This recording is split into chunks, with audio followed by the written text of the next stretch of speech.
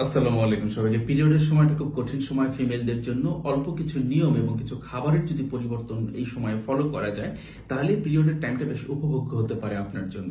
প্রচুর পানি পান করতে হয় পিরিয়ডের টাইমে, কারণ শরীর থেকে পানি বের হয়ে যায়, ডিহাইড্রেটেড হওয়ার চান্সেস থাকে, মেজাজ খুব খিটখিটে থাকে। সবকিছু মিলিয়ে সাধারণত আপনি যতটুকু পানি পান করেন তার চেয়ে 1 লিটার বা হাফ লিটার হলে অন্তত বেশি পানি পান করতে হয়। প্রচুর আঁশযুক্ত খাবার খেতে হয়, মানে শাকসবজি, ফল, খেজুর, ইসুপুল, চিয়া সিড, তোকমা, এই ধরনের খাবার। কারণ পিরিয়ডের টাইমে যাদের এমনিতে কনস্টিপেশন নেই, পিরিয়ডের টাইমে কিন্তু তাদের দেখা যাচ্ছে কিছুটা হলেও কোষ্ঠকাঠিন্যের সমস্যা দেখা যাচ্ছে। সো আঁশযুক্ত খাবার খাওয়াটা বাধ্যতামূলক, একদম খেতেই হবে।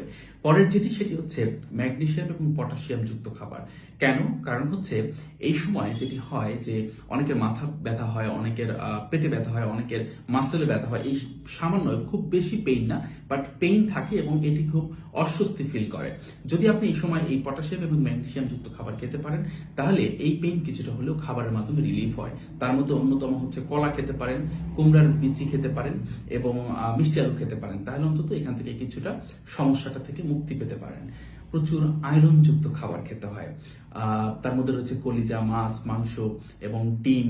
যদি আপনি শাকের মধ্যে যান তাহলে পালং শাক, কচু শাক, লাল শাক এবং এই যে খাবারগুলোর নাম বললাম, এগুলোর পাশাপাশি যদি আনারের সিজন থাকে, মানে ডালিম যাকে বলি আমরা, এটি যদি খান তাহলে এই সময় আয়রনের যে ঘাটতি এটি পূরণ করার ক্ষেত্রে এটি বেশ হেল্প করে এই খাবারগুলো। কারণ হলো হিমোগ্লোবিনের সমস্যা যাদের রয়েছে অথবা যাদের নেই, সবার ক্ষেত্রে এই পিরিয়ডের টাইমটা যেটা দেখা যায় যে হিমোগ্লোবিন লেভেল আরো লো হয়ে যায়, মাথা ঘুরে একদম দুর্বল হয়ে পড়েও যায় অনেকে। তো সবকিছু মিলিয়ে চেষ্টা করতে হয় যেন আয়রন সমৃদ্ধ খাবার, যেটা হিমোগ্লোবিনের এই লেভেলটাকে ঠিক রাখতে সহায়তা করে, সেটার ক্ষেত্রে আপনাকে সবসময় নজর দিতে হবে। ক্যালসিয়াম সমৃদ্ধ খাবার খেতে হয় এবং তার মধ্যে অন্যতম হচ্ছে দুধ, না খেতে পারলে দই, পাশাপাশি যদি কেউ ছোট মাছ খান সেক্ষেত্রে কাঁটা সহ মাছ খেলেও অনেক ক্ষেত্রে ক্যালসিয়ামের ঘাটতি কিছুটা পূরণ করতে আপনাকে সহায়তা করতে পারে।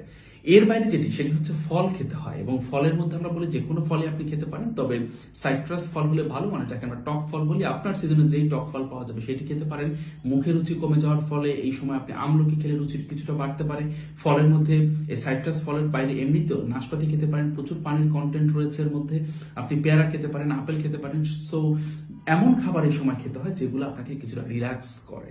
খাবার আমরা সবসময় যেভাবে যে ধরনের খাবার খাই সেটি আপনাকে সবসময় ক্ষুধার দিক থেকেও ভালো রাখে, এমনিতে পুষ্টির দিক বিবেচনা করেও খেতে হয়। কিন্তু পিরিয়ডের টাইমে এই যে স্পেসিফিক কিছু খাবারের কথা বললাম, এগুলো যদি আপনি মাথায় রেখে খাবারগুলোকে নির্বাচন করেন, সিলেক্ট করতে পারেন, তাহলে অন্তত এই সময়টা আপনার ভালো কাটবে।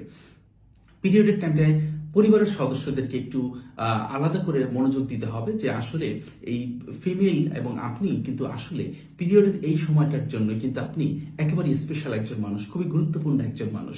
সো এই সময়টা পরিবারের সদস্যদের আলাদা করে তাকে নিয়ে একটু যেন তার মেজাজের দিকে একটু খেয়াল রাখা হয় এবং যিনি আসলে এই সময়টা পার করছেন তার জন্য যেন এই খাবারগুলো নিশ্চিত করা যায়, সেদিকে যদি নজর দিতে পারেন তাহলে আমার মনে হয় যে এই যে ফিমেল যিনি পিরিয়ডের এই টাইমটা পার করছেন তিনি তার এই সময়টাকে সবচেয়ে বেশি উপভোগ্য করতে পারবেন।